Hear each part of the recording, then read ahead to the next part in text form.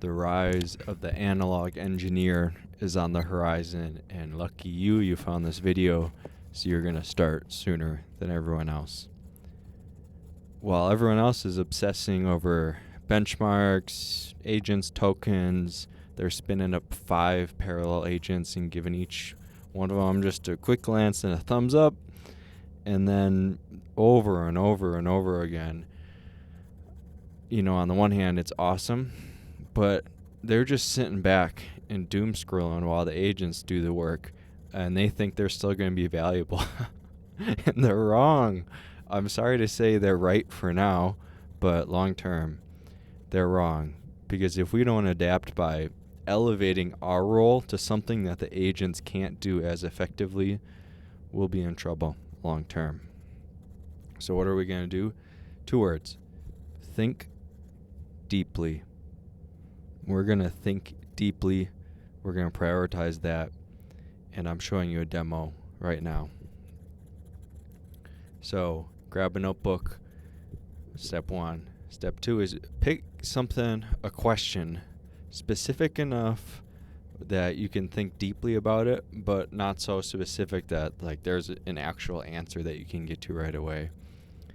And just roll with it. So for me, I'm all about time, scheduling, calendars, and there's an endless question on how do we schedule people's time, whether it's shift workers, whether it's nurses, whether it's software engineers. It's like, how many meetings do we have? When do we focus? How do you let people say no to meetings? It's just endless. And I've spent years thinking about this, and I'm going to spend 30 more minutes here doing it, and I love it. So it's not even about the problem specifically. It's about you thinking deeply about something that you enjoy thinking deeply about.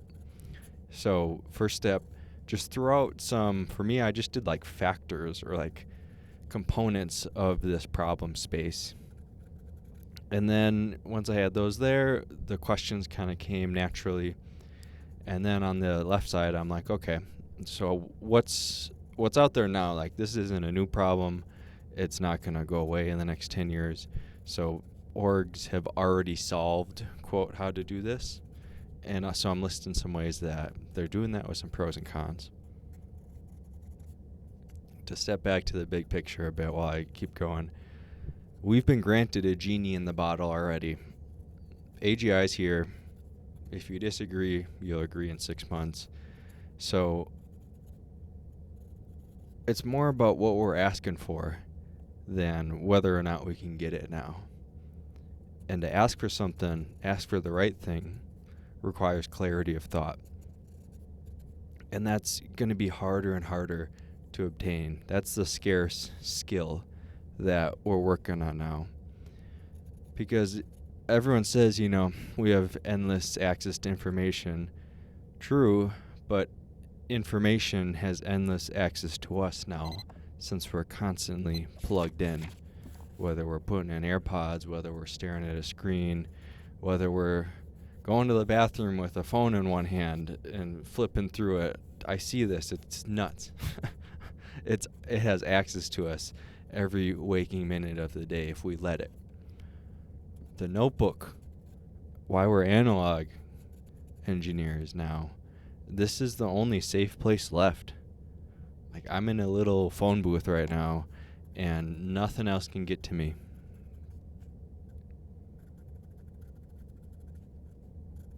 Now, a lot of people talk about handwriting, how it's tactile, how your brain remembers things better when you write it down. And we all know that's true. That's why we really like mechanical keyboards. It feels real. It feels better. But that's where they leave it off. But it's actually so much deeper than just writing ink on paper. If people don't come to you on your team when they're scattered and walk away saying, oh, I know what to do now, or they have a little pep in their step, if they come to you and then they talk to you and then they leave and they're more confused or just as confused or maybe a little discouraged because they were hoping you would help them somehow, but then you're just yapping for 20 minutes and they realized, well, I just lost 20 minutes. I didn't even get any more clarity. That's the problem. If they're never coming to you, that's a problem too.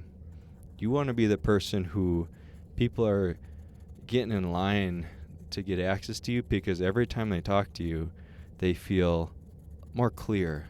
It's like this big thing they're working on doesn't seem so scary because they have some direction. They're like, oh, thank goodness I talked to this person because now I know what to do. That person has clarity of thought. They can take all the noise and just like distill it down. And that's what I'm continuing to do here. So on this next page, I'm like, okay, let me step out from like engineering mode and just think about components, big picture.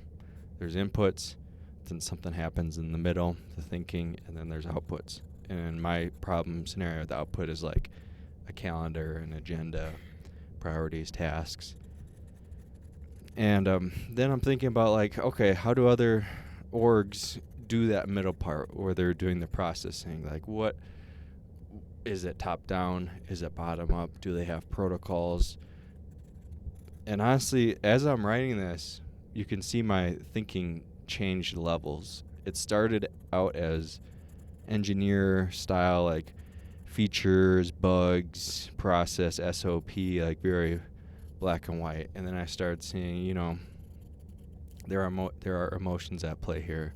There's people at play here. You can't just treat them like cogs in a machine like we used to in the industrial age. Like, if you're going to let people work on their own, they're going to be drawn by their emotions.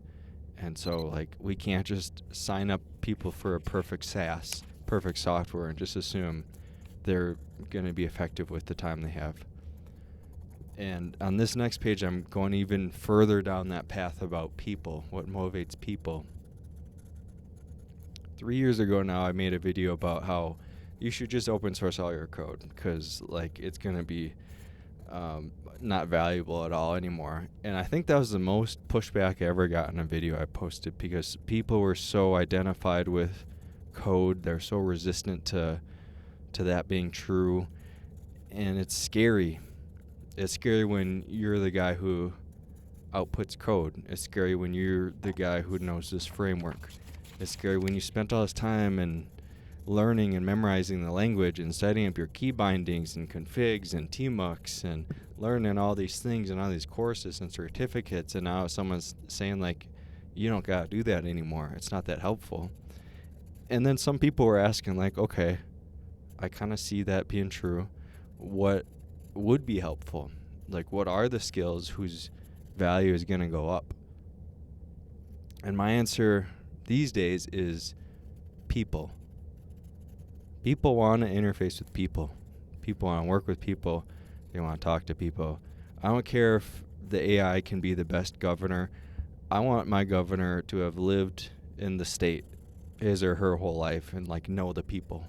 I want to know that there's a person behind all these rules and it's one of us. I want to read words that were written by people, not just phoned in by AI and read like slop. So what skills I think are safe